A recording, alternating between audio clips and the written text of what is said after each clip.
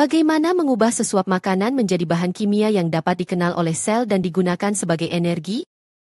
Langkah pertama adalah mengubah makanan menjadi komponen kimia pembentuknya, lalu mengirimkannya ke dalam sel. Proses ini disebut pencernaan. Setelah masuk ke dalam sel, proses yang mengubah sesuap makanan menjadi energi yang berguna melalui pernafasan sel dimulai. Proses pencernaan mengambil karbohidrat dan molekul lain dari makanan, lalu mengirimkan ke dalam aliran darah. Dari sana, nutrisi seperti glukosa karbohidrat akan meninggalkan aliran darah lewat dinding kapiler dan memasuki jaringan sel. Setelah di dalam sel, pernafasan sel akan mengoksidasi molekul glukosa seluruhnya. Melepaskan elektron energi tinggi. Tujuan akhirnya adalah untuk membuat ATP. Bentuk penyimpanan energi bagi hampir semua sel. Pernafasan sel adalah proses 4 tahap yang dimulai dari glikolisis. Glikolisis secara literal artinya memecah gula, dan ini adalah langkah pertama dari pernafasan sel yang terjadi pada sitoplasma sel. Glikolisis terdiri dari 2 fase, investasi dan panen energi. Pada fase investasi energi, 2 molekul ATP mentransfer energi kepada molekul glukosa membentuk molekul fruktosa 1,6-bifosfat.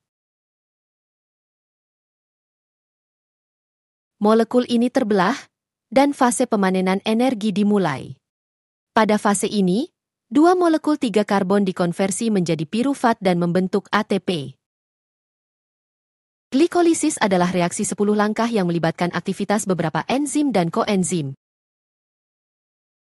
Selama proses, 2 molekul ATP, 2 molekul pirufat, dan 2 molekul pembawa elektron energi tinggi NADH diproduksi. Ketika ada oksigen, molekul pirufat dan NADH masuk ke mitokondria. Dan langkah berikut dari pernafasan sel dimulai.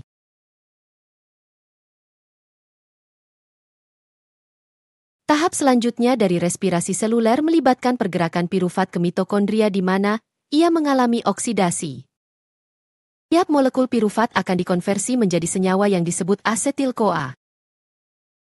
Pada proses oksidasi pirufat, elektron ditransfer ke NAD yang menghasilkan NADH dan sebuah karbon lepas dan menjadi karbon dioksida. Langkah berikutnya adalah siklus asam sitrat, atau sering disebut siklus Krebs. Di sini asetil-CoA akan mengikat senyawa awal yang disebut oksaloasetat. Dan melalui serangkaian reaksi redoks enzimatik, semua karbon, hidrogen, dan oksigen dalam pirufat akhirnya berakhir sebagai karbon dioksida dan air.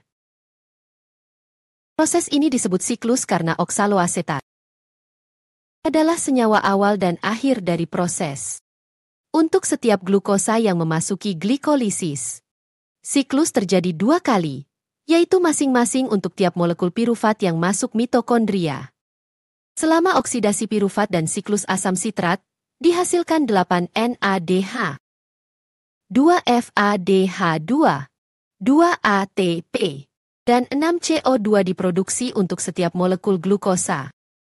Untuk memahami bagaimana sebagian besar energi dihasilkan oleh respirasi aerobik, kita perlu mengikuti NADH dan molekul FADH2 ke tahap berikutnya, rantai transportasi elektron.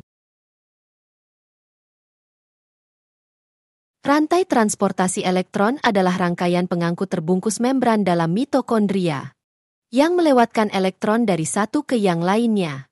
Saat elektron ditransfer antara protein membran, sel mampu menangkap energi dan menggunakannya untuk menghasilkan molekul ATP. Protein dalam rantai memompa ion hidrogen melintasi membran. Ketika ion hidrogen mengalir kembali melintasi membran melalui kompleks ATP sintase, ATP disintesis oleh enzim ATP sintase. Oksigen berperan sebagai penerima elektron terakhir. Dengan menerima elektron, oksigen direduksi untuk membentuk air, produk sampingan dari rantai transportasi elektron. Semua pembawa elektron energi tinggi dari langkah-langkah sebelumnya. Membawa elektron mereka ke dalam rantai. Dari sini, sejumlah besar ATP dari keseluruhan pernafasan sel dihasilkan. 32 hingga 36 ATP. Kesimpulannya, kita sudah melihat bagaimana 4 langkah pernafasan sel bertanggung jawab untuk mengkonversi energi dalam molekul glukosa menjadi ATP. Baterai energi dari sel. Rata-rata 36 molekul ATP dihasilkan dari satu molekul glukosa yang memasuki sel. Dalam proses produksi ATP, oksigen dibawa dari aliran darah menjadi penerima elektron terakhir di rantai transportasi elektron, dan CO2 sebagai hasil sampingan dilepaskan. Tujuan dari pernafasan sel adalah untuk mentransfer energi dari makanan yang kita makan sehari-hari menjadi ATP yang dapat digunakan oleh tubuh kita. Proses ini dimulai dengan makan camilan atau makanan dan diakhiri dengan menangkap energi dari pemecahan lengkap nutrisi menjadi energi dan karbon dioksida.